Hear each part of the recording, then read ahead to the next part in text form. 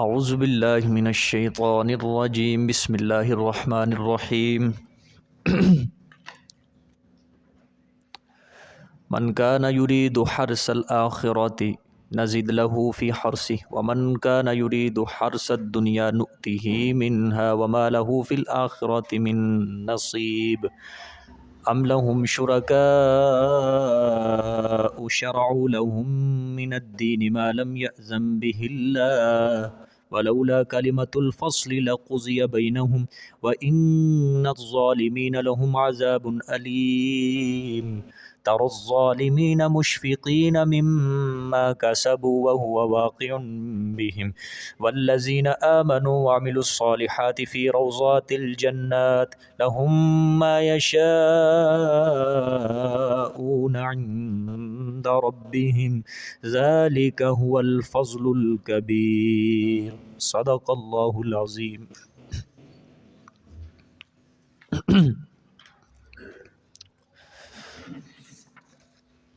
گزشتہ سبق میں اللہ پاک نے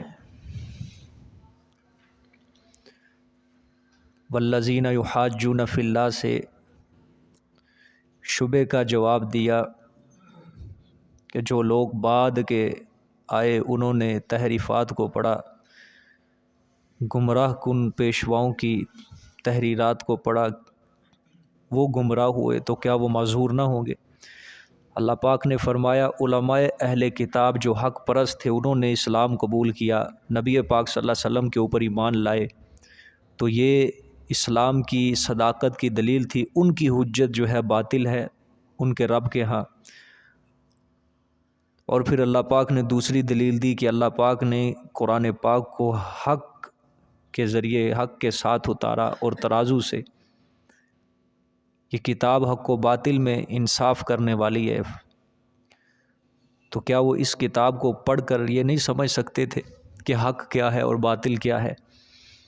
پھر اس کے بعد اللہ نے تخویف اخروی بیان فرمائی، اور آخر میں اللہ لطیف بعبادہ یرزق من یشاء وہو القوی العزیز۔ یہ اللہ پاک نے پہلے دعوے کے متعلق یہ آیت بیان فرمائی، جس طرح میں نے کل آپ کو بتایا تھا کہ آیت نمبر 18 تک اللہ پاک نے دو دعوے زیادہ تر بیان کیے ہیں۔ ایک دعویٰ یہ کہ ہم نے ہر نبی کی طرف یہی وحی کی ہے کہ اللہ کے سوا کوئی بھی حاجت روا نہیں، کوئی بھی مشکل کشا نہیں، لہٰذا اسی کی عبادت کرو، اسی کو پکارا کرو۔ دوسرا دعویٰ اللہ نے یہ کیا ہے کہ مصحف میں گمراہ کن پیشواؤں نے، علماء نے کیا کر دی ہے؟ تحریف کر دی ہے۔ تو اب آیت نمبر 19 سے اللہ پاک ان دو دعووں کے متعلق ہی زیادہ تر آیات کو بیان فرمائیں گے۔ اب یہ اللہ لطیف بعبادہ یرزق من یشاء یہ پہلے دعوے کے متعلق تھی۔ اللہ پاک نے فرمایا کہ اللہ اپنے بندوں پر کیا ہے؟ بڑا مہربان ہے۔ یرزق من یشاء وہ رزق دیتا ہے جس کو چاہتا ہے اور تنگی کرتا ہے جس پر چاہتا ہے، یعنی اس کے اندر اللہ فرما رہے ہیں کہ رزق کی تنگی اور فراخی صرف اور صرف کس کے ہاتھ میں ہے؟ اللہ کے ہاتھ میں۔ وہی طاقتور ہے، وہی غالب ہے، لہٰذا حاجات میں مشکلات میں صرف کس کو پکارا کرو؟ اللہ کو پکارا کرو۔ اب آج کا سبق جہاں سے شروع ہو رہا ہے من کان یرید حرث الآخرۃ نزد لہ فی حرثہ، اب اللہ پاک اس کے اندر آخرت کی ترغیب دیں گے، آخرت کی ترغیب ہوگی اور دنیا سے تنفیر ہوگی۔ مطلب اللہ آخرت کی طرف توجہ دلائیں گے اور دنیا سے نفرت دلائیں گے اس آیت کے اندر کہ دنیا کچھ نہیں ہے، چھوڑ دو اس کو، جو دنیا کے پیچھے پڑے گا تو پھر دنیا دے دیں گے ہم، اور جو آخرت کے پیچھے پڑے گا ہم اس کو آخرت کے اعمال کرنے کی کیا دیں گے؟ توفیق دیں گے۔ ٹھیک ہے، دیکھیں جی، من کان یرید حرث الآخرۃ نزد لہ، وہ بندہ جو ارادہ کرتا ہے، وہ انسان جو ارادہ کرتا ہے حرث الآخرۃ کھیت آخرت کا، آخرت کی کھیتی کا ارادہ کرتا ہے، چاہتا ہے کہ آخرت کی کھیتی جو ہے اس کو میں سرسبز و شاداب کروں، اس کو میں ہرا بھرا کروں۔ اللہ فرماتے ہیں نزید لہو فی حرسی ہی، زیادہ کرتے ہیں ہم واسطے اس کے فی حرسی ہی، اس کی کھیتی میں، اس کی کھیت میں ہم کیا کرتے ہیں؟ اضافہ کرتے ہیں۔ ٹھیک ہے، یہ ترجمہ دیکھ لو پھر میں سمجھاتا ہوں۔ وَمَنْ كَانَ يُرِيدُ حَرْثَ الدُّنْيَا نُؤْتِهِ مِنْهَا، اور وہ انسان جو ہے ارادہ کرتا دنیا کی کھیتی کا، نُؤْتِهِ مِنْهَا، تو ہم دیتے ہیں اس کو جو جتنا چاہتے ہیں، منہا کچھ اس سے۔ ٹھیک ہے، وَمَا لَهُ فِي الْآخِرَةِ مِن نَصِيب، اور نہیں ہوگا واسطے اس کے آخرت میں کچھ حصہ۔ ٹھیک ہے، آخرت میں اس کے لیے کوئی حصہ نہیں ہوگا۔ اللہ پاک نے فرمایا جو شخص آخرت کی کھیتی چاہتا ہے، یہ پہلی آیت سمجھے، من کان یرید حرث الاخرہ، آخرت کی کھیتی کو ہرا بھرا کرنا چاہتا ہے تو ہم اس کے لیے اس کی کھیتی میں کیا کرتے ہیں؟ اضافہ کرتے ہیں۔ کس طرح اضافہ ہوتا ہے؟ حالانکہ وہ تو آخرت کے اندر ہوگی۔ اللہ فرماتے ہیں وہ دنیا کے اندر کرے گا نیک عمل، دنیا کے اندر اس کا عقیدہ مضبوط ہوگا، نیک اعمال کرے گا، اچھے کام کرے گا، اچھے اخلاق اپنائے گا، اچھے کام کرے گا، تو اللہ فرماتے ہیں یہ وہ اپنے اعمال کے ذریعے اپنی آخرت کی کھیتی کو کیا کر رہا ہے؟ بڑھا رہا ہے، اس کو سرسبز کر رہا ہے۔ ٹھیک ہے، تو وہ اپنے اعمال کے ذریعے آخرت کی کھیتی کو بڑھا رہا ہے، تو اللہ فرماتے ہیں نزید لہو فی حرسی، ہم اس کی کھیتی کو بڑھاتے رہتے ہیں۔ دو چیزیں، ایک تو اللہ فرماتے ہیں دنیا کے اندر ہم اس کو اعمال کرنے کی، نیک اعمال کرنے کی توفیق دیتے رہتے ہیں، اور پھر آخرت کے لیے اس کا اجر بڑھاتے رہتے ہیں۔ ٹھیک ہے، جس شخص کے دل کے اندر آخرت کا فکر ہے کہ میری آخرت بن جائے، میری آخرت بن جائے، میری آخرت بن جائے، وہ برباد نہ ہو، اللہ فرماتے ہیں یہ جو اس نے فکر کیا ہے آخرت کا، یہ جو اس نے فکر کیا ہے میرے سامنے کھڑے ہونے کا، حساب کتاب کا، اللہ فرماتے ہیں دنیا میں ہم اس کی مدد کرتے ہیں، اس کو نیک عمل کرنے کی کیا دیتے ہیں؟ توفیق دیتے ہیں۔ گویا اللہ پاک کس کے اندر آخرت کی تیاری کی ترغیب دے رہے ہیں۔ ٹھیک ہے، پہلا قدم جو ہے اللہ فرما رہے ہیں انسان اٹھائے گا، وہ کیا کرے گا؟ نیک عمل کرے گا، اپنے دل کے اندر وہ ایک تڑپ پیدا کرے گا کہ میں نے اپنے اللہ کی رضا کو کل قیامت والے دن حاصل کرنا ہے، جس طرح کس طرح بھی ہو میرا رب مجھ سے کیا ہو جائے؟ راضی ہو جائے۔ اللہ کہتے ہیں میں اس کو نیک عمل کرنے کی پھر کیا دیتا ہوں؟ توفیق دیتا ہوں۔ دیکھو انسان کے دل میں سب سے پہلے پیدا ہوا ہے احساس۔ کیا پیدا ہوا ہے؟ احساس پیدا ہوا کہ میرا مالک مجھ سے راضی ہو جائے، میرا اللہ مجھ سے راضی ہو جائے۔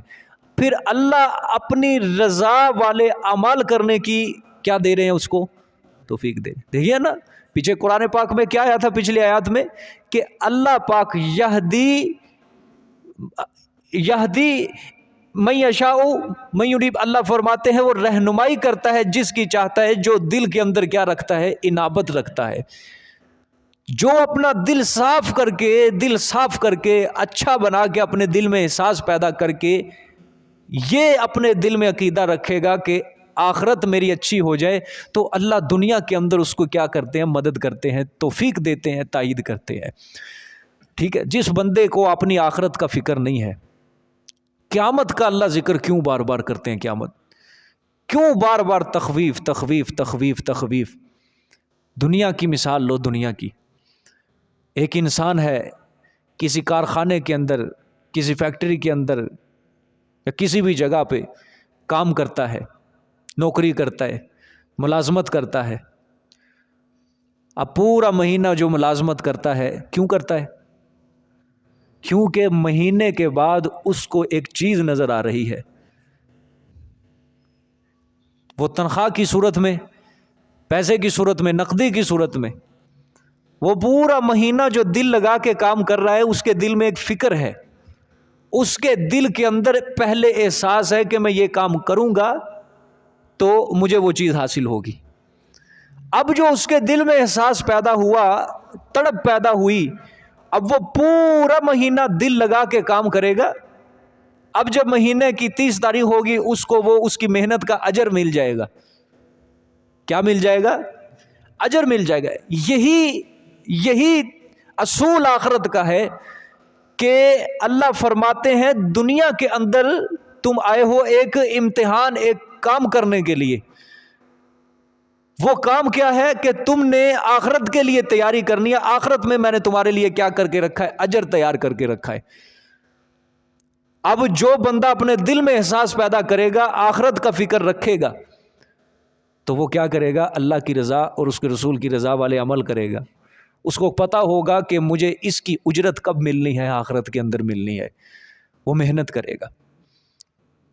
اس سے اگلی بات، اب جو بندہ دنیا کے کاروبار کے لیے، وہ تنخواہ حاصل کرنے کے لیے کام کر رہا ہے، اس کو کام کرتے وقت کوئی دوسرا بندہ چھیڑے، یار تو یہ کام نہ کر، چھوڑ، یا اس کے کام میں خلل پیدا کرے، اس کو نقصان پہنچائے، تو وہ جو بندہ ہوگا اس دوسرے بندے کو جو تنگ کر رہا ہے، وہ اس کو اپنا دوست سمجھے گا یا دشمن سمجھے گا؟ بولو. دشمن سمجھے گا کہ یہ جو مہینے کے بعد مجھے ایک چیز ملنے والی ہے، یہ اس کے لیے، میرے لیے نقصان دہ ہے. یہ وہ پھر کوشش کرے گا میں اس کو دور کروں اپنے سے، یہ مجھے نقصان دے رہا ہے. اسی لیے آخرت کے اندر بھی، آخرت کے بارے میں بھی یہ اصول اپناؤ کہ جو انسان آخرت کی تیاری کے اندر تمہارے لیے نقصان دہ ثابت ہو رہا ہے، اس سے دور ہٹ جاؤ. وہ تمہارا دوست نہیں ہے، وہ دشمن ہے. شیطان تمہیں اس کا نقشہ جو ہے وہ دوسرا دکھا رہا ہے. شیطان کہتا ہے یہ تیرا دوست ہے، یہ تیرا دوست ہے، یہ تیرا دوست ہے، لیکن ہماری شریعت اور قرآن کہتا ہے جو تمہیں آخرت کی تیاری کے اندر رکاوٹ بن رہا ہے، وہ تمہارا دوست نہیں بلکہ وہی تمہارا اصل دشمن ہے. وہ کیا ہے؟ اصل دشمن ہے.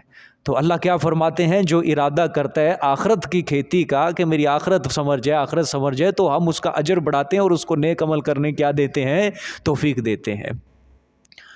پھر فرمایا اللہ نے وَمَنْ كَانَ يُرِيدُ حَرْثَ الدُّنْيَا نُؤْتِهِ مِنْهَا، اور وہ انسان جو ہے ارادہ کرتا دنیا کی کھیتی کا، نُؤْتِهِ مِنْهَا، تو ہم دیتے ہیں اس کو، دیتے ہیں ہم اس کو اگر چاہیں، منہا کچھ اس سے، کچھ اس سے. یہ میں نے کیوں کہا نؤتیہ منہا؟ دیتے ہیں ہم اس کو اگر چاہیں، منہا اس سے. اس کا مطلب یہ ہے کہ ضروری نہیں ہے کہ جو دنیا مانگے اللہ اس کو دے ہی دے. دنیا ضروری نہیں ہے. کتنے کافر ہیں جو بھوکے مر رہے ہیں، حالانکہ دنیا کا طلبگار ہوتا ہے نا کافر، وہ ہے بھوکے مر رہے ہیں. ہندوؤں کے اندر دیکھو، سکھوں کے اندر دیکھو، عیسائیوں کے اندر دیکھو، یہودیوں کے اندر دیکھو. تو اللہ فرماتے اگر چاہیں تو ہم دے دیتے ہیں اس کو دنیا.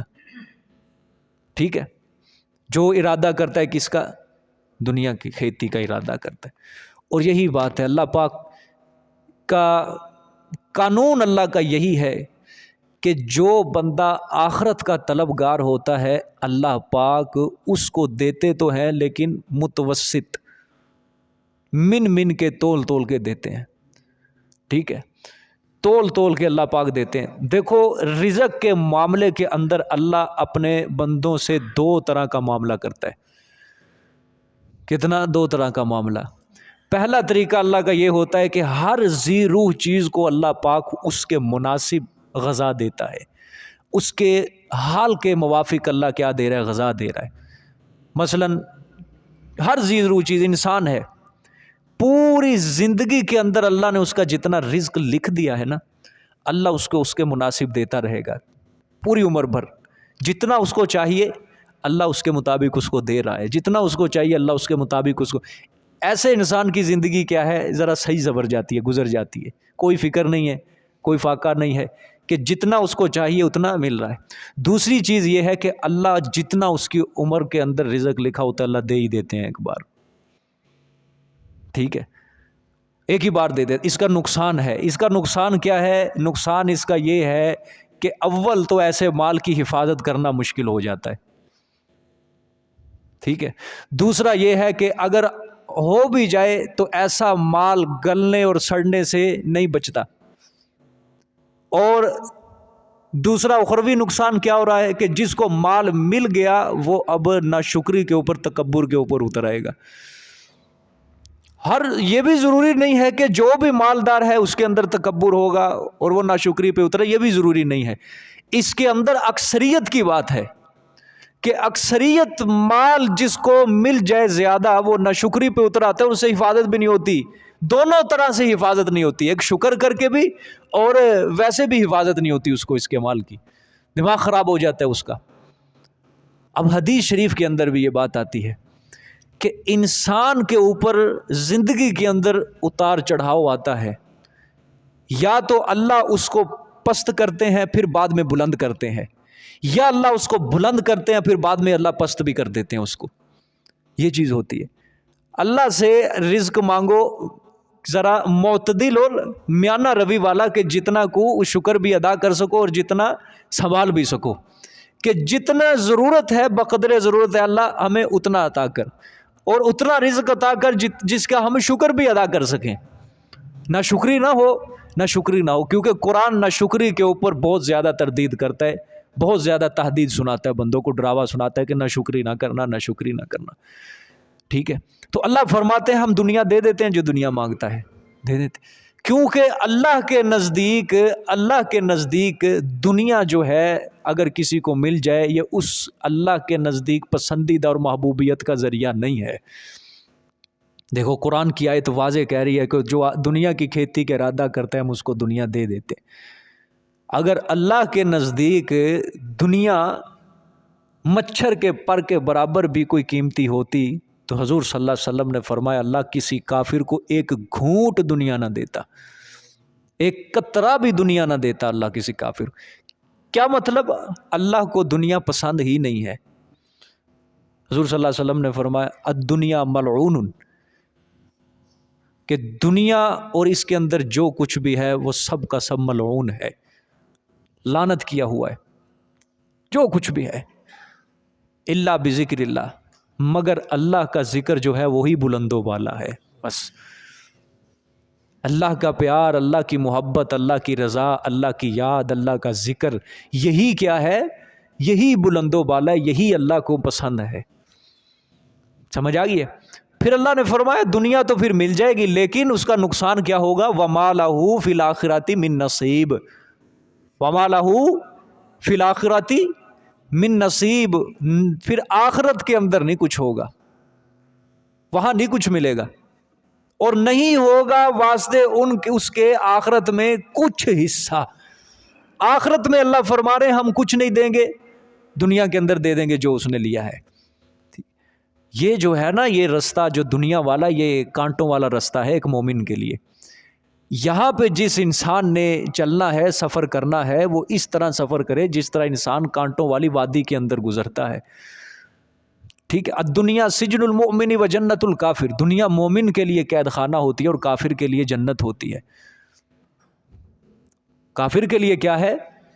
جنت ہے۔ اور اگر کوئی اللہ والا مسلمان ہے، کلمہ پڑھنے والا، وہ کہے گا کہ میں اپنی دنیا کو جنت بناؤں تو یہ اس کی بھول ہے، پھر وہ ایمان والا نہیں ہے، پھر وہ دنیا دار ہی ہے، دنیا کی حد تک ہی رہے گا، ٹھیک ہے۔ آگے دیکھیں جی، ام لہم شرکاء شرعوا لہم من الدین ما لم یأذن بہ اللہ ولولا کلمۃ الفصل لقضی بینہم وان الظالمین لہم عذاب علیم۔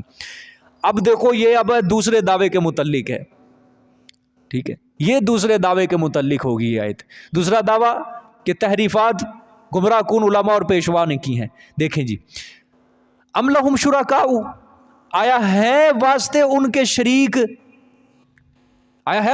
کے شریک، شرعوا لہم من الدین، جنہوں نے مقرر کر دیا واسطے ان کے دین سے، ما لم یأذن بہ اللہ، جو نہیں حکم دیا ساتھ اس کے اللہ پاک نے۔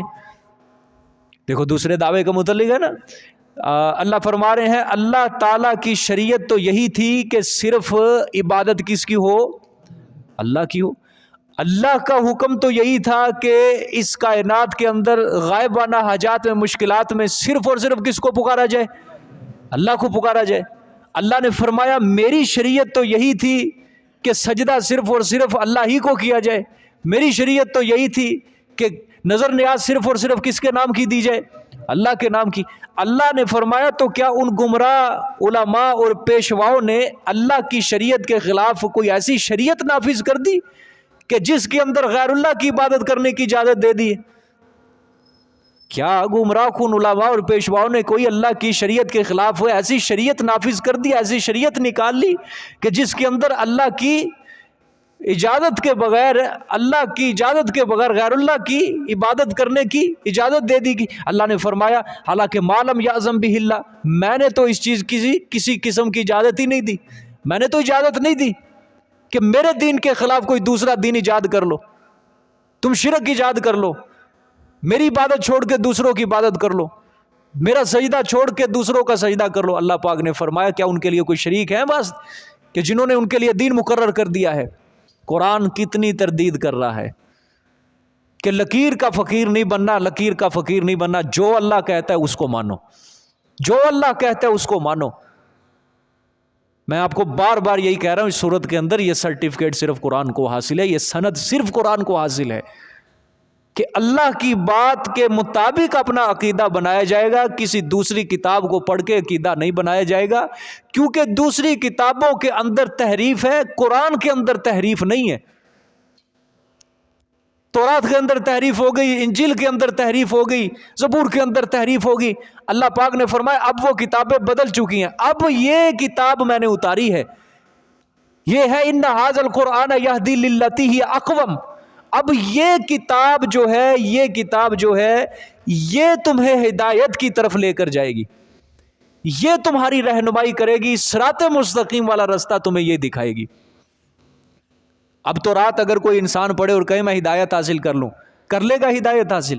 نہیں، منسوخ ہو چکی ہیں وہ کتابیں۔ انجیل کوئی انسان کہے کہ میں انجیل پڑھ لوں، جی اللہ کی کتاب ہے، اللہ نے خود اتاری ہے، نہیں ہدایت اب رکھی ہے ان ھذا القرآن یہدی للتی ہی اقوم، یہ قرآن اب انسان کے لیے سیدھے رستے کی طرف رہنمائی کرے گا۔ حضرت عمر رضی اللہ تعالیٰ عنہ ایک بار تورات پڑھ رہے تھے، حضور صلی اللہ علیہ وسلم بیٹھے ہیں، ابو بکر صدیق بیٹھے ہیں، کچھ صحابہ اکرام بیٹھے ہوئے، تورات کا نسخہ لے کر اس کی تلاوت کر رہے ہیں، پڑھ رہے ہیں۔ حضور صلی اللہ علیہ وسلم نے دیکھا کہ عمر تلاوت کر رہے، تورات کو پڑھ رہے۔ حضور صلی اللہ علیہ وسلم کا چہرہ سرخ ہو گیا غصے سے۔ کیا ہو گیا؟ سرخ ہو گیا۔ ابو بکر صدیق رضی اللہ تعالیٰ عنہ نے جب دیکھا حضرت عمر فاروق کو، اب وہ ڈانٹ رہے ہیں حضرت عمر کو، تو نے کیا کہہ دیا جس کی وجہ سے رسول اللہ صلی اللہ علیہ وآلہ وسلم اتنے غصے کے اندر ہے؟ پھر آپ صلی اللہ علیہ وسلم کا غصہ تھوڑا ٹھنڈا ہوا، پھر فرمایا حضرت عمر سے کہ اگر اس وقت موسیٰ بھی میرے زمانے میں زندہ ہوتے نا تو ان کو بھی میری شریعت کے مطابق ہی چلنا پڑتا، کہ اب اگر ہدایت رکھی ہے تو صرف اور صرف میری شریعت کے اندر رکھی ہے، ان کی شریعت منسوخ ہو چکی ہے، ان کی شریعت ختم ہو چکی ہے، اب جو ہدایت ملے گی تو صرف اور صرف کس سے ملے گی؟ قرآن پاک سے ملے گی۔ ٹھیک ہے، قرآن کے علاوہ انسان کہیں سے ہدایت حاصل نہیں کر سکتا، کہیں سے ہدایت حاصل نہیں کر سکتا۔ ٹھیک ہے، قرآن یہ صرف ایسی ویسی کتاب نہیں ہے، سب سے بڑا وظیفہ جو ہے وہ قرآن پاک ہے انسان کے لیے۔ سب سے بڑا وظیفہ کیا ہے؟ قرآن پاک ہے۔ آپ صلی اللہ علیہ وسلم کے صحابہ کرام آپ کے پاس آتے تھے تو وہ یہ وظیفے نہیں پوچھتے تھے یا رسول اللہ ہمیں ایسا وظیفہ بتائیے جس سے ہم دنیا حاصل کر لیں، ایسا وظیفہ بتائیے ہمارے مال کے اندر کب اضافہ ہو جائے۔ وہ پوچھتے تھے یا رسول اللہ کوئی ایسی بات بتائیے کہ ہم جنت کے حقدار بن جائیں، یا رسول اللہ کوئی ایسی بات بتائیے کہ اللہ ہم سے راضی ہو جائے۔ کئی صحابہ اکرام حدیث کے چیپٹر بڑے پڑے ہیں کہ ایک صحابی آئے آپ صلی اللہ علیہ وسلم کا، یا رسول اللہ مجھے کوئی ایسا عمل بتائیے، ایسی بات بتائیے کہ مجھے جنت مل جائے، اللہ مل جائے۔ حضور صلی اللہ علیہ وسلم نے فرمایا کہ اللہ کے ساتھ کسی کو شریک نہ کرنا، اسی کی عبادت کرنا، اللہ پر، اس کی کتابوں پر، اس کے فرشتوں کے اوپر، اس کے رسولوں کے اوپر ایمان لاؤ، نیکی پر عمل کرو، برائی سے رک جاؤ۔ یہ سب سے بڑا وظیفہ یہی ہے۔ ساری باتیں اسی کے اندر آ جاتی ہیں، ساری چیزیں اسی کے اندر آ جاتی ہیں۔ یہ جو ہوتا ہے نا دنیا کے پیچھے پریشان ہونا، کیوں پریشانی آتی ہے دنیا؟ یہ دلدل ہی ایسی ہے کہ جو انسان اس میں ایک بار قدم رکھ لے تو نکل نہیں سکتا، کہ دنیا جو ہے یہ پریشانیوں کا گڑھ ہے، مصیبتوں کا گڑھ ہے۔ یہ جو جتنا جائے گا اس کے اندر پریشانی ہوگا۔ اب ایک دوسرا انسان ہے جس کا اپنے اللہ کے اوپر توکل ہے، اپنے اللہ کے اوپر بھروسہ ہے، اس کا اللہ کے اوپر ایمان ہے۔ اللہ تعالیٰ نے اس کو دنیا بھی دی ہے، اللہ تعالیٰ نے اس کو دنیا کا جاہ و جلال بھی دیا ہے۔ اب کل کو اگر اس کے رزق میں کمی آ جاتی ہے، کوئی پریشانی آ جاتی ہے، کیا وہ پریشان ہوگا؟ نہیں ہوگا پریشان۔ اس کو پتہ ہے کہ یہ چیز جو ہے یہ آنے جانے والی، اس کی نظر، اس کا نشانہ، اس کی منزل صرف اور صرف اللہ کی رضا ہے۔ اس کو پھر بھی یہی ہوگا کہ میرا رب مجھ سے راضی رہے، بس مال جاتا ہے جاتا رہے، دنیا جاتی ہے جاتی رہے، لیکن اللہ مجھ سے ناراض نہ ہو، کہ جو اللہ نے مجھے سب سے بڑی نعمت دی ہے ایمان، اسلام، اس سے بڑی نعمت انسان کے لیے کوئی نہیں ہے۔ ٹھیک ہے نا؟ اللہ قرآن میں کتنی بار فرماتا ہے جس کو میں اسلام کی سمجھ دے دوں، دین کی سمجھ دے دوں، یہ میرا اس کے اوپر بہت بڑا فضل ہے۔ قرآن میں کتنی بار اللہ پاک فرما رہا ہے کہ جو جنت کے اندر، آخرت کے اندر جنت میں چلے گئے، یہی سب سے بڑا کیا ہے؟ فضل ہے، یہی سب سے بڑا میرا احسان ہے اس کے اوپر، یہی سب سے بڑا انعام ہے میرا اس کے اوپر۔ اور جو جہنم کے اندر چلے گئے، یہ سب سے بڑا خسارہ ہے۔ اور کون جائیں گے جہنم میں؟ جو دنیا کی دلدل میں پھنسے، پریشانیوں کے عالم کا شکار ہو گئے، اللہ فرماتے ہیں ایسے لوگ ہی جہنم کے اندر جائیں گے۔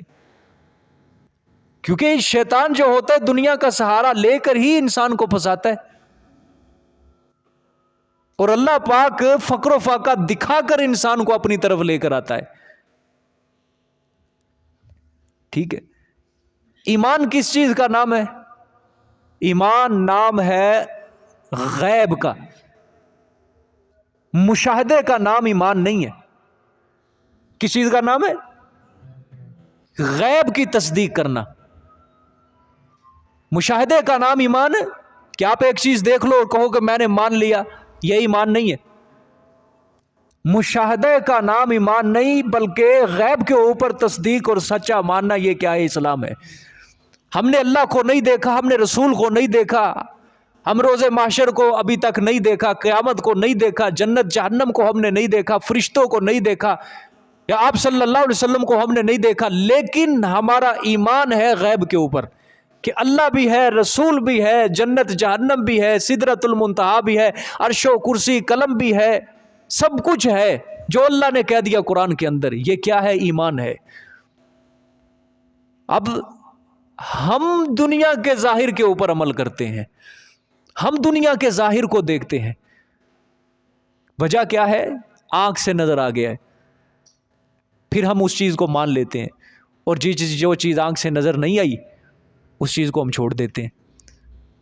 تو اللہ جو ہے نا، اللہ کے وعدے جو اللہ نے قرآن کے اندر دیے ہیں، اللہ فرماتے ہیں میں تم سے وہ دل چاہتا ہوں کہ تم میری بات کے اوپر یقین کرو، جب یقین کرو گے جو کچھ بھی مانگو گے دیتا جاؤں گا۔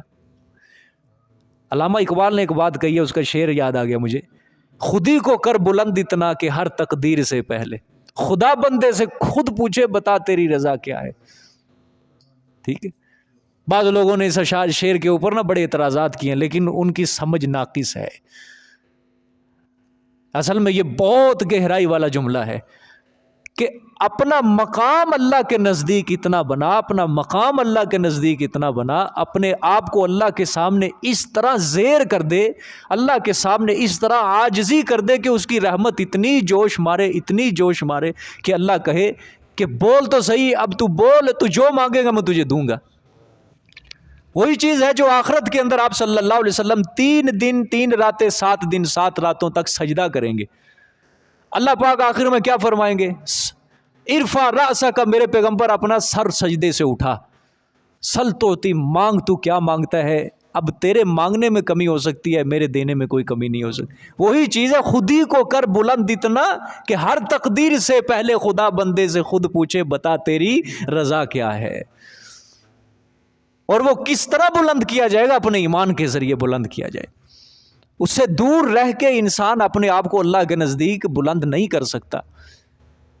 جو ہم 5 نمازیں پڑھتے ہیں اس میں خشوع و خضوع پیدا کرو، ہم بلندیوں کے مقام کو چھو جائیں گے۔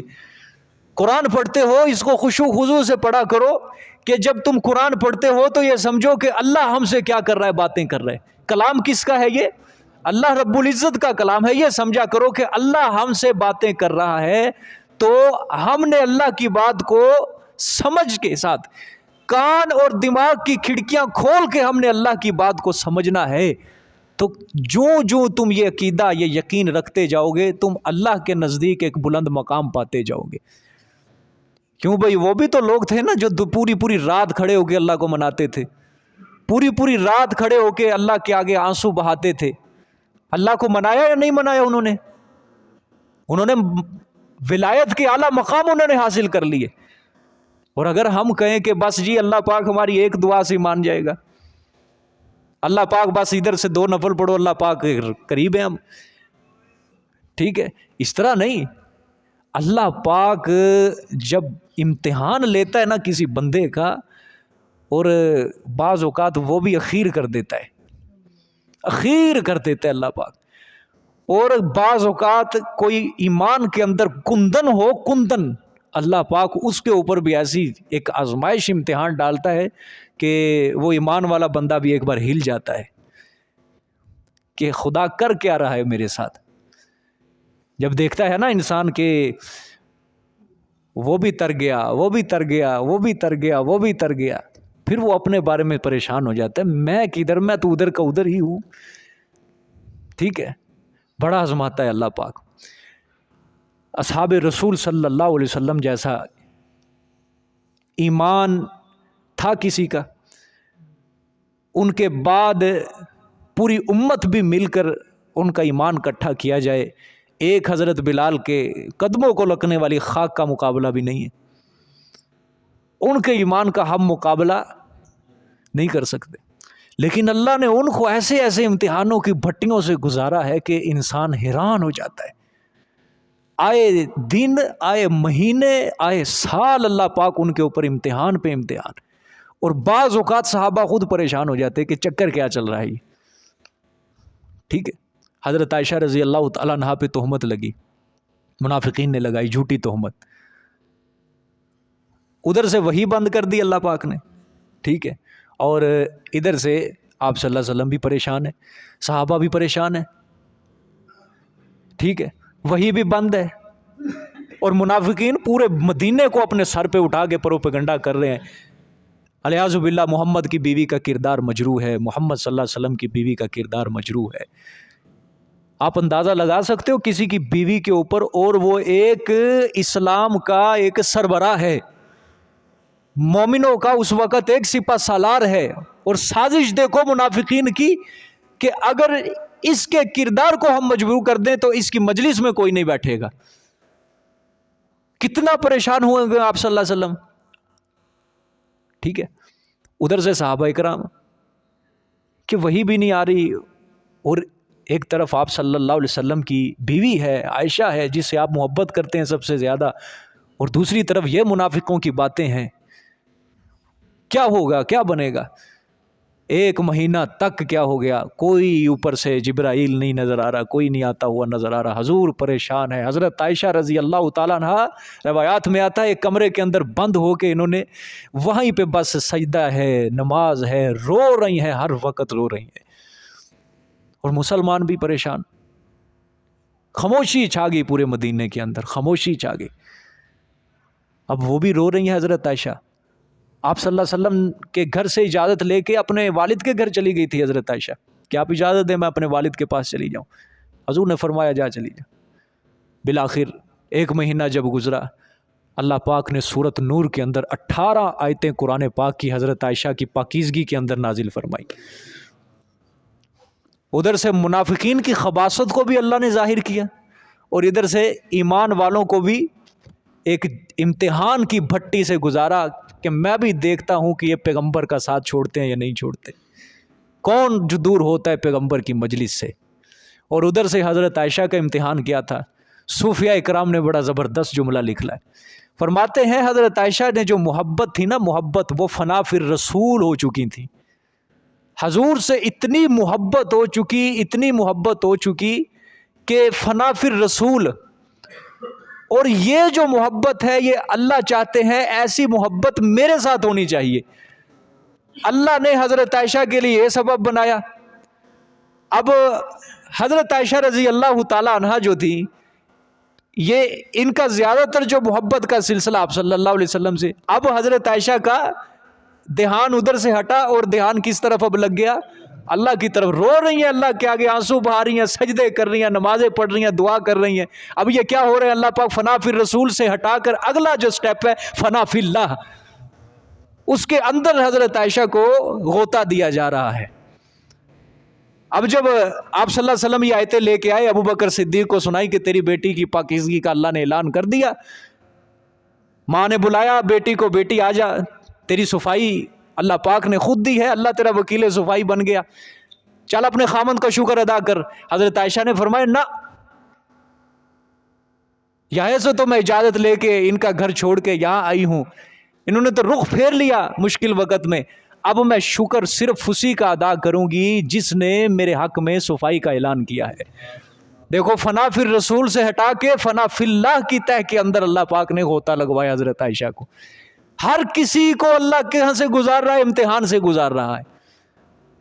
صحابہ کو امتحان سے گزار رہا ہے، حضرت عائشہ کو امتحان سے گزار رہا ہے، آپ صلی اللہ علیہ وسلم کو امتحان سے گزارا جا رہا ہے. اور ادھر سے منافقین کی خباثت کو اللہ نے کیا کر دیا؟ ظاہر کر دیا. اسی طرح یہ جو صلح ہوئی تھی حدیبیہ کی صلح، آپ صلی اللہ علیہ وسلم نے خواب کے اندر دیکھا کہ میں اپنے چند صحابہ اکرام کے ساتھ کیا کر رہا ہوں؟ عمرہ کر رہا ہوں، احرام باندھا ہوا ہے. صبح کو صحابہ کو خواب سنایا کہ میں نے خواب کے اندر یہ دیکھا. اب 6 سال سے وہ مکہ مکرمہ سے بچھڑے ہوئے تھے بیچارے، اپنے وطن سے بچھڑے ہوئے. اب جب صحابہ نے یہ بات سنی تو ان کے دل میں خیال آیا کہ اللہ کے رسول کو جو خواب ہوتا ہے وہ سچا ہی ہوتا ہے. صحابہ نے کہا یا رسول اللہ ہم تیار ہیں، چلے عمرے کی غرض سے نکلتے ہیں. یکم ہجری 2 3 4 5 6 سال ہو گئے مدینہ چھوڑے ہوئے. اب جب وہ یاد دوبارہ مکہ مکرمہ اور بیت اللہ کی یاد دوبارہ دل کے اندر آئی تو صحابہ نے کہا یا رسول اللہ ہم سب چلتے ہیں آپ کے لیے. احرام باندھ لیے، سب کچھ تیاریاں ہوگی، ہدی کے جانور لے لیے گئے، چل پڑے عمرے کے لیے. لیکن اللہ نے خواب تو دکھا دیا لیکن یہ نہیں بتایا کہ کس سال میں ہوگا یہ خواب پورا. چل پڑے سارے. اب ادھر سے صحابہ کے دل میں کیا ہے کہ عمرہ کرنا ہے. کیا کرنا ہے؟ عمرہ ہوگا، ابھی ہوگا، اسی سال عمرہ کر کے آئیں گے. ان کے دل کے اندر یہ ہے. لیکن انسان سوچتا کچھ ہے، کرتا کچھ ہے، ہوتا وہی ہے جو کون چاہتا ہے؟ اللہ چاہتا ہے. اللہ کی حکمت اور تھی، اللہ سلطنت کی بنیاد رکھنا چاہتا تھا اسلام کی. چل پڑے سارے. جب پہنچے حدیبیہ کے مقام پہ، حدیبیہ ایک کنویں کا نام ہے، اسی کے قریب ایک بستی بھی ہے، گاؤں جس کا نام بھی حدیبیہ ہے. وہاں پہ جا کے چل پڑے سارے، بیٹھ گئے، سفیر سفور بھیجے، سب کچھ ہو گیا. لیکن مکہ والوں نے عمرہ کرنے سے انکار کر دیا کہ آپ عمرہ نہیں کر سکتے. سلو ہوئی. سلو دیکھو سلو کیا ہو رہی ہے. اس سال عمرہ مسلمان نہیں کریں گے، اگلے سال 7 ہجری کو آئیں گے، 3 دن تک صرف مکہ میں قیام کر کے واپس چل جائیں گے. کوئی جنگی ہتھیار، کوئی تلوار اپنے ساتھ نہیں لائیں گے. 10 سال تک جنگ موقوف رہے گی، لڑائی نہیں ہوگی. ہاں مدینے کا کوئی بندہ مسلمان ہمارے پاس آ گیا ہم واپس نہیں کریں گے. ہمارا بندہ مدینے چلا گیا، مدینے والوں کے اوپر لازم ہے واپس کر دے. عرب کے تمام قبائل جتنے بھی ہیں ان سب کو کیا ہے؟ اجازت ہے کہ یا تو مسلمانوں کے حلیف بن جائے، معاہدہ کر لیں، یا ہمارے ساتھ معاہدہ کر لیں، وہ ہماری حفاظت کے اندر آ جائیں. یہ ساری شرطیں کس کے حق میں ہو رہی ہیں؟ دیکھو کتنی آزمائش ہے. ایک تو عمرہ بھی نہیں ہو رہا. کس ارادے سے آئے تھے؟ عمرے کے ارادے سے آئے تھے، اب وہ بھی نہیں ہو رہا. دوسرا شرطیں ہو رہی ہیں، وہ بھی کس کے خلاف ہیں؟ مسلمانوں کے خلاف ہیں. ساری شرطیں کافروں کے حق. حضرت عمر رضی اللہ تعالیٰ نے جب دیکھا، اچھا پھر یہ جو صلح حدیبیہ معاملہ لکھا گیا ہے یہ بھی دیکھو کیسا. مکہ مکرمہ کا ایک بہت بڑا خطیب تھا، سردار تھا، سہیل بن عمر. اللہ نے اس کو بعد میں ایمان کی توفیق دی. یہ آیا معاہدہ کرنے کے لیے. قریش اس کو خطیب کا لقب دیتے تھے، خطیب کا، یہ ہمارا مقرر ہے، اچھا بولتا ہے. نیچے مہر لگی محمد الرسول اللہ. اس نے کہا کہ سارا جھگڑا ہی تو اسی بات پر ہے. سارا جھگڑا تو اسی بات پر ہے. یہاں لکھو محمد بن عبداللہ. اگر ہم آپ کو اللہ کا رسول مانتے تو معاہدہ ہی کیوں ہوتا؟ یہ معاہدہ، یہ صلح کیوں ہوتی؟ اب حضور نے فرمایا علی اس کو کاٹ کر محمد بن عبداللہ لکھ دو. حضرت علی نے انکار کر دیا، یا رسول اللہ یہ مجھ سے نہیں ہوتا کہ میں محمد الرسول اللہ لکھ دوں اور اس کی جگہ میں محمد بن عبداللہ کاٹ کے، نہیں مجھ سے نہیں. لیکن بعد میں آپ صلی اللہ علیہ وسلم نے خود ہی لکھ دیا. دیکھو تیسرا معاملہ یہ ہوا.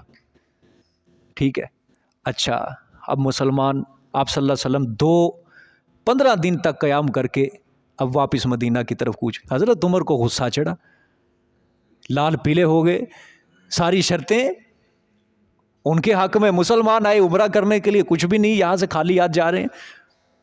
جو پانا تھا وہ تو کیا پانا، اپنا ہی سب کچھ لٹا کے چلے گئے. آگے رسول اللہ صلی اللہ علیہ وسلم، یا رسول اللہ صلی اللہ علیہ وسلم کیا آپ اللہ کے سچے نبی نہیں ہیں؟ فرمایا ہاں. کیا آپ حق پر اور وہ باطل پر نہیں ہیں؟ فرمایا ہاں.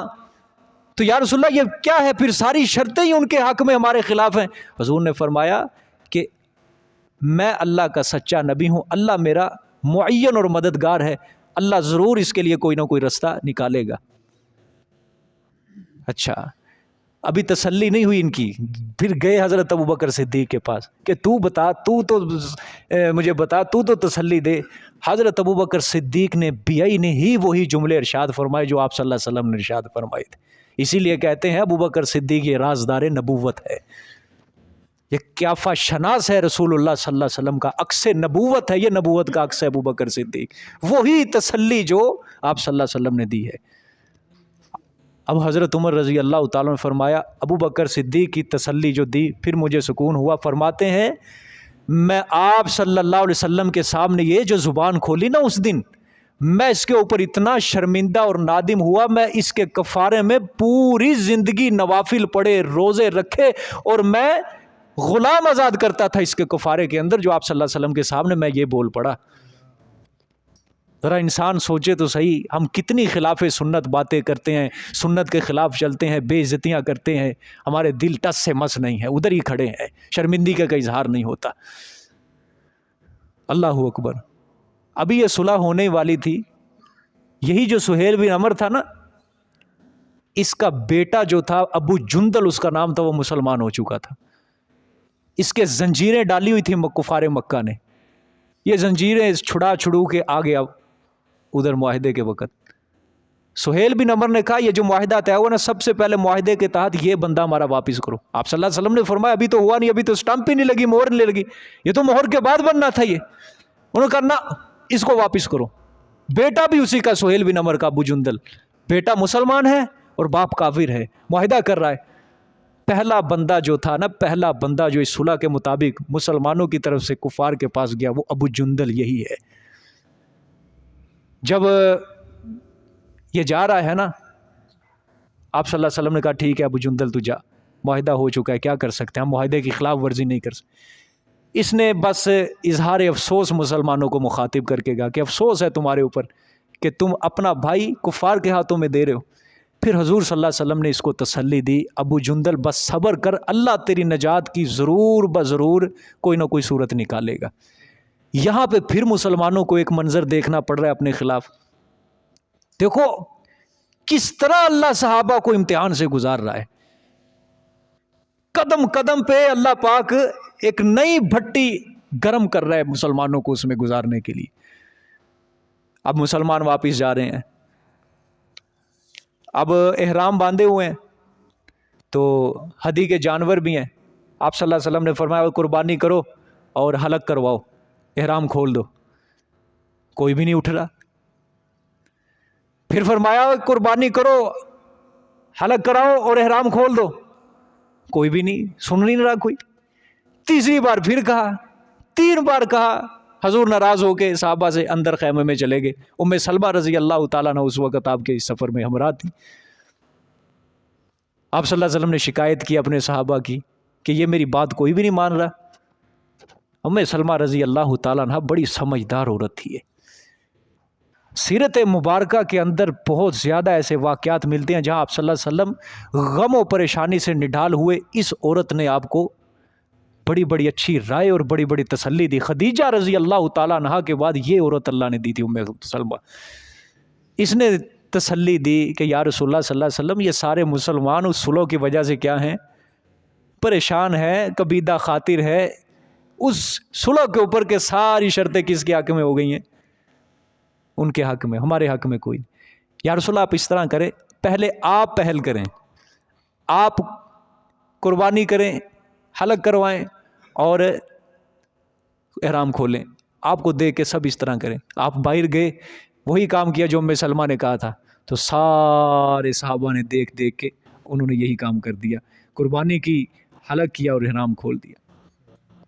اب واپس مدینے کی طرف جا رہے ہیں. چلتے چلتے اللہ کی حکمتیں دیکھو، رستے کے اندر ایک صورت نازل ہوئی، رستے میں ابھی مدینہ نہیں پہنچے. اللہ نے فرمایا انا فتحنا لک فتحا مبینا، بے شک اے پیغمبر ہم نے آپ کو کھلی فتح کی خوشخبری دی. اب صحابہ کو جب یہ آیتیں سنائیں وہ پھر عجیب تعجب کا اظہار کیا، یہ چنگی فتح ہے ساڈی، سب کچھ تو ان کو دے آئے، عمرہ بھی نہیں کیا، گئے کس ارادے سے تھے، وہ آئے کس کام سے، جا خالی ہاتھ رہے ہیں، یہ کون سی خوشخبری. آپ صلی اللہ علیہ وسلم نے پھر تسلی دی، اصل یہی اللہ کی طرف سے فتح عظیم ہے. یہ مدینہ واپس آ گئے. آتے ہی اللہ پاک نے خیبر کی طرف کوچ کرنے کا حکم دیا. یہ جو بڑی امام بارگاہ تھی نا یہودیوں کی، خیبر کے اندر 7 ہجری سب سے پہلے یہ بڑا معرکہ لڑا گیا یہودیوں کے خلاف. جب یہ سارے قلعے فتح ہوئے، بڑے بڑے قلعے پہاڑوں کے اوپر یہودیوں نے بنائے ہوئے تھے اور بڑے بڑے باغات تھے ان کے. حضور صلی اللہ علیہ وسلم نے 1-1.5 مہینہ لگا کے صحابہ کی جماعت لے کر سارا خیبر قلعہ جو تھا فتح کر لیا. سارا ارد گرد کے جو علاقے تھے وہ بھی خوف زدہ ہو گئے مسلمانوں سے کہ کہیں مسلمان ہمارے اوپر چڑھائی نہ کر دے. انہوں نے آ کے صلح نامہ ڈالا کہ سال کے بعد آپ کتنا ٹیکس ہم سے لینا چاہیں گے، جزیہ لینا چاہیں گے، ٹیکس لینا چاہیں گے. اس کے اوپر صلح ہوا. دیکھو اب وہ جو اللہ پاک نے فتح کی خوشخبری دی، اب مسلمان پروان چڑھنا شروع ہو گئے ہیں. یہاں سے اتنا مال غنیمت آیا، اتنا مال غنیمت آیا، ہر مسلمان کا گھر اسودہ حال ہوتے گئے. اگلا سال شروع ہوا، جو شرط تھی اگلے سال آئیں گے وہ بھی عمرہ ہو رہا ہے. وہاں سے بھی حضرت میمونہ رضی اللہ تعالیٰ سے نکاح ہوا، واپس پھر مدینہ منورہ آئے، عمرہ بھی ہو گیا. یہاں پہ پھر وہ آیت سورۃ فتح کے اندر وہ آیت بھی اللہ نے پوری کر دی. لقد صدق اللہ رسولہ الرؤیا بالحق. اللہ نے فرمایا البتہ تحقیق پکی بات ہے، اللہ نے اپنے پیغمبر کا خواب سچ کر دکھایا. خواب کب آیا تھا؟ 1-1.5 سال پہلے، اور وہ آج 1-1.5 سال کے بعد پورا ہو رہا ہے. اب دیکھو انہوں نے یقین رکھا، اللہ کے اوپر ایمان رکھا ہے، انہوں نے زبان سے شکوے نہیں نکالے، لیکن دیکھو ایک صبر کا مظاہرہ کر کے اپنے آپ کو اللہ کے قریب کیا ہے، بلند کیا ہے. وہ کہتے ہیں نا اللہ پاک دے کے بھی آزماتا ہے اور لے کے بھی آزماتا ہے. تو صحابہ کرام کو اسی طرح اللہ نے سب کچھ لے کے اللہ نے اس وقت آزمایا. اللہ پاک نے حدیبیہ، خیبر سب کچھ فتح ہو گئے، عمرہ بھی ہو گیا، اگلا سال 8 ہجری شروع ہو گیا، مکہ بھی فتح ہو گیا. وہ جو کھویا ہوا وطن وہ بھی اللہ نے واپس. یہی اصل کیا تھی، انا فتحنا لک فتحا مبین. لے کے اللہ پاک آزماتا ہے، دے کے بھی اللہ آزماتا ہے. لیکن صحابہ اکرام نے اپنے یقین کو اللہ کے اوپر سے کمزور نہیں ہونے دیا. ہاں تعجب کا اظہار کیا لیکن کمزور نہیں کیا، اس کے اندر پستی نہیں آنے دی. اب جب اللہ پاک نے ان کے یقین کو دے کے ان کو دینا شروع کیا، ان کے یقین کے اندر اور اضافے ہوتے گئے اور اضافے ہوتے گئے. سمجھ آئیے کہ نہیں بات؟ اللہ تعالیٰ کی بھی رمز کو سمجھو خدا کے لیے، ٹھیک ہے؟ پریشان نہ ہو جایا کرو ہر معاملے کے اندر. میں آپ کو کہتا ہوں کسی مشکل کو پہاڑ بنا کے اپنے سر کے اوپر سوار نہ کر لیا کرو. آج اگر مشکل ہے کل کو آسانی بھی ہے. ان مع العسر یسرا، بے شک ہر تنگی کے بعد آسانی یا ہر تنگی کے ساتھ آسانی. یہ کہتے ہیں نا ہر تنگی کے بعد، یہ بعد والی بات نہیں ہے، غلط ہے. ماں کا ہے، بعد نہیں ہے. ماں کا مطلب ہے ہر تنگی کے ساتھ ہی آسانی ہے. ہر تنگی کے بعد پتہ نہیں کتنے سال بعد، 2 سال بعد، 3 سال نہیں، جو تنگی ختم اللہ فرمائیں گے ساتھ ہی کیا ہوگی، آسانی شروع ہو جائے گی. حضور صلی اللہ علیہ وسلم کو اللہ نے تسلیاں دی ہیں، میرے پیغمبر فکر نہیں کرنی، پریشان نہیں ہونا. آج اگر تنگی ہے تو ساتھ ہی ہم کیا کر دیں گے، آسانی کے دروازے کھول دیں گے. لیکن ایمان پختہ ہو، انسان کا یقین پختہ ہو کہ سب کچھ کرنے والا ہے تو صرف کون ہے؟ اللہ. جب تم نے اپنا ایمان کمزور بنا لیا سمجھو کہ اللہ کچھ نہیں کر سکتا، ہمارا ایمان ہو گیا یہ اللہ کمزور ہے جی، اللہ کے پاس طاقت نہیں. ہم نے اپنے ایمان کو پختہ رکھنا ہے، ایمان کو مضبوط رکھنا ہے. جو بھی کام آ گیا اس کے اوپر سب سے پہلے اللہ کے اوپر چھوڑ دینا، اللہ کے اوپر توکل کرنا ہے. امتحان اللہ پاک لیتا ہے کسی بھی صورت کے اندر لے لے. ٹھیک ہے. پھر اللہ نے آگے فرمایا ام لہم شرکاء شرعوا لہم من الدین ما لم یأذن بہ اللہ. اللہ نے فرمایا آیا ہے واسطے ان کے شریک جو مقرر کر دیا واسطے ان کے دین سے ما لم یأذن بہ اللہ, جو نہیں حکم دیا ساتھ اس کے اللہ پاک نے.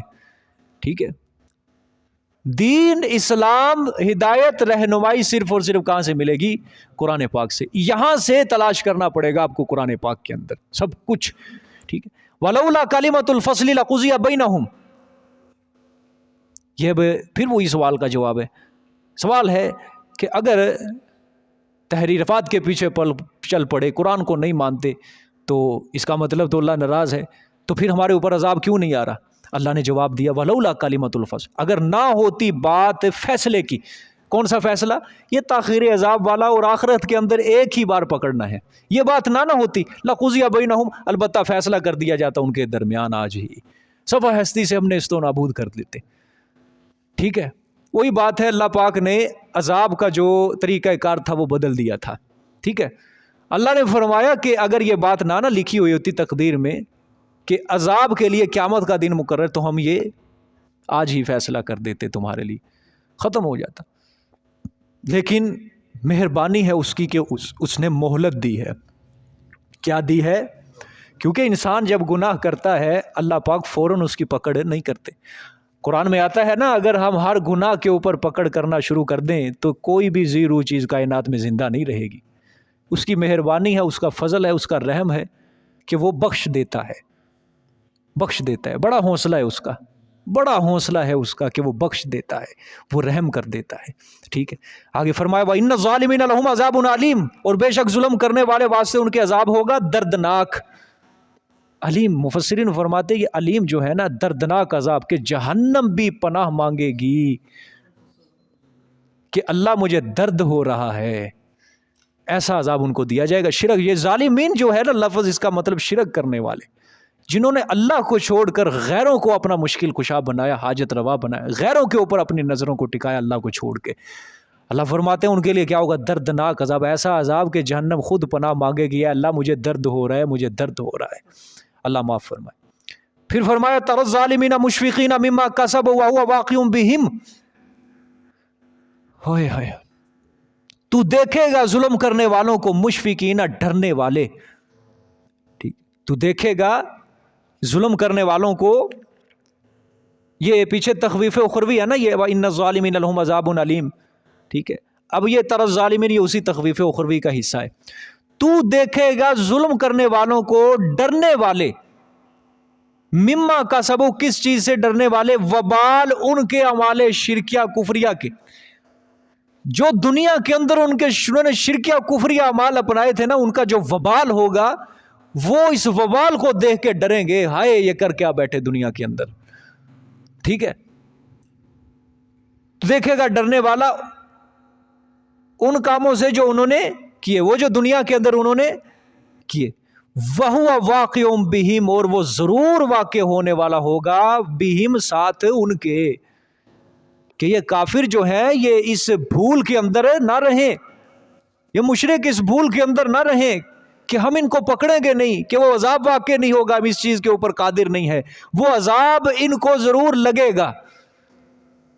اور آج تو یہ خوشی کر رہے ہیں نا کہ کب آئے گا عذاب, کب آئے گا, قیامت ہے, دوبارہ اٹھنا, کوئی اٹھنا نہیں ہے, کوئی قیامت نہیں ہے, کوئی کچھ نہیں ہے, کوئی حساب کتاب نہیں. اللہ فرماتے ہیں مشفقین مما کا سب, جب یہ وہ اپنا وبال دیکھیں گے تو پھر کیا ہوگا؟ خوف کریں گے, ڈر ہوگا ان کو. ٹھیک ہے. ہر بندہ پریشان ہو جائے گا, کیونکہ آخری فیصلہ ہے نا, وہ آخری فیصلہ ہوگا. وہ مومنین بھی پریشان ہو گئے, ادھر سے کافر بھی پریشان ہوں گے کہ دنیا کے اندر کیا کما کے آئے ہیں. ٹھیک ہے. کیا کر کے آئے ہیں ہم دنیا کے اندر؟ اللہ سے تو کوئی چیز نہیں چھپ سکتی. ان اللہ لا یخفی علی الارض فی الارض ولا فی السماء, کوئی چیز اس کی نظروں سے پوشیدہ نہیں ہے, نہ زمین میں نہ آسمان میں, ہر چیز اس کی نظروں کے سامنے ہے. اللہ فرماتے ہیں کوئی چھوٹی سے چھوٹی برائی بھی کی ہے, چھوٹی سے چھوٹی نیکی بھی کی ہے, ہم کل قیامت والے دن اس کے سامنے لا کے رکھ دیں گے. خوف محسوس کریں گے, ڈریں گے. ٹھیک ہے. دنیا کے اندر اب یہ صرف کافر ہی نہیں ہے، اس کے اندر یہ ایک جو مسلمان آج غفلت کی زندگی گزار رہا ہے، کیوں گناہ کرتے ہیں بڑے بڑے؟ وجہ کیا ہے؟ خوف نہیں ہے، آج ایک ڈر نہیں ہے دل کے اندر قیامت کا۔ اگر خوف ہوتا، ڈر ہوتا تو کسی کی حق تلفی کرتے؟ اگر خوف ہوتا، ڈر ہوتا، کیا سود کھاتے؟ کیا رشوت کھاتے لیتے؟ سودی نظام کرتے؟ اگر خوف اور ڈر ہوتا تو فحاشی اور عریانی کے اندر مبتلا ہوتے؟ اگر خوف اور ڈر ہوتا کیا یتیموں کا مال کھینچ کھینچ کر اس کے اوپر قبضے کرتے؟ نہ کرتے۔ حال یہ بھی ادھر ہی ایسا ہی ہے کہ قیامت کے اوپر جو یقین ہے وہ اٹھتا جا رہا ہے۔ عملی طور پہ ثبوت قیامت کے علم کا کوئی نہیں پیش کر رہا کہ میں ہر مسلمان قیامت کے اوپر چلو یقین ہے، ایمان ہے، لیکن عملی طور پہ کیا ہے؟ ہر کوئی انکار کر رہا ہے کہ کوئی قیامت شیامت نہیں ہے۔ اگر قیامت کا علم ہوتا، اللہ کا خوف اور ڈر کہ کیسی کیسی طاقت اللہ قرآن کے اندر گنوا رہا ہے اپنی، کہ نہیں چھوڑیں گے سب کچھ، ہر چھوٹی سے چھوٹی برائی نیکی ہم اس کے سامنے لا کے رکھ دیں گے۔ اگر یہ انسان کو پتا ہو کہ اللہ میرا ہر وقت مجھے دیکھ رہا ہے، وہ بصیر ہے، وہ علیم ہے، وہ جاننے والا ہے، وہ دیکھنے والا ہے، ہر چیز سے واقف ہے، ہر ذرے سے واقف ہے، تو گناہ کا تصور ہی نہیں کرے گا کوئی گناہ۔ ٹھیک ہے، اللہ نے فرمایا پھر مشفقین مما کسبوا، آج تو اتراتے ہیں نا گناہ کر کے، ہنستے ہیں، کہہ کے مارتے ہیں، اجتماعی گناہ ہو رہے ہیں، انفرادی گناہ ہو رہے ہیں ہر کام کے اوپر، لیکن اس کل قیامت والے دن کیا کریں گے؟ ڈریں گے، وَهُوَ وَاقِعٌ بِهِمْ، اور وہ واقع ہونے والے ساتھ ان کے۔ ٹھیک، وَالَّذِينَ آمَنُوا وَعَمِلُوا الصَّالِحَاتِ فِي رَوْضَاتِ الْجَنَّاتِ، سبحان اللہ۔ اب بشارت ہے مومنین کے لیے، جنہوں نے اللہ کے قرآن کو مانا، توحید کو مانا، اس کی توحید پر تمام باتوں پر اعتقادات کے اوپر ایمان لایا، عمل کیا، تمام احکام و شرائع کو اس نے تسلیم کر لیا، اللہ ایسے مومنوں کو اب بشارت سنا رہے ہیں کہ ان کے لیے کیا ہم نے تیار کر کے رکھا ہے۔ اللہ نے فرمایا والذین آمنوا وعملوا الصالحات، اور وہ لوگ جو ایمان لائے اور نیک عمل کیے، فی روضات الجنات، بیچ باغات بہشت کے ہوں گے، بہشت کے باغات کے اندر، جنت کے باغات کے اندر وہ کیا ہوں گے؟ ٹہل رہے ہوں گے، خوشی سے جلملا رہے ہوں گے۔ ٹھیک ہے، جہاں اللہ تخویف سناتا ہے ساتھ ہی اللہ نے بشارت سنائی تاکہ ایمان والے سن کے خوف زدہ نہ ہو جائے، ساتھ ہی اللہ ایمان والوں کو خوش کرتا ہے۔ ٹھیک ہے، یہ اللہ پاک کا پورے قرآن کے اندر یہی اصول ہے، جہاں تخویف ہے ساتھ ہی بشارت ہے، جہاں بشارت ہے اس کے آگے پھر تخویف بھی ہے۔ ٹھیک، پہلے تخویف آ گئی، پھر کیا ہے؟ یہ بشارت آئی ہے کہ وہ لوگ جو ایمان لے اور ساتھ شرط کیا ہے؟ نیک عمل بھی کیے ہیں، دونوں چیزیں۔ اللہ صرف قرآن میں یہی نہیں کہتا کہ جس نے اپنا عقیدہ بنا لیا اب چھوٹ گیا، نہیں، اب وہ نیک عمل بھی کرے گا۔ کیا کرے گا؟ نیک عمل بھی کرے گا، کیونکہ ایمان جب انسان قبول کر لے تو سب سے پہلی اس کی نشانی کیا ہوتی ہے؟ کہ اب وہ نماز پڑھے گا۔ یہ جتنے بھی اعمال ہیں یہ ایک مسلمان کی زندگی کا، یہ جس کو کہہ لو آپ لائف سٹائل۔ ٹھیک ہے، کوئی انسان کے پاس اللہ مال دے دے نا، دنیا دے دے، اب وہ اچھے کپڑے پہنتا ہے، ایک عجیب قسم کا فیشن اپنے متوقع کہتا ہے یہ میرا لائف سٹائل ہے۔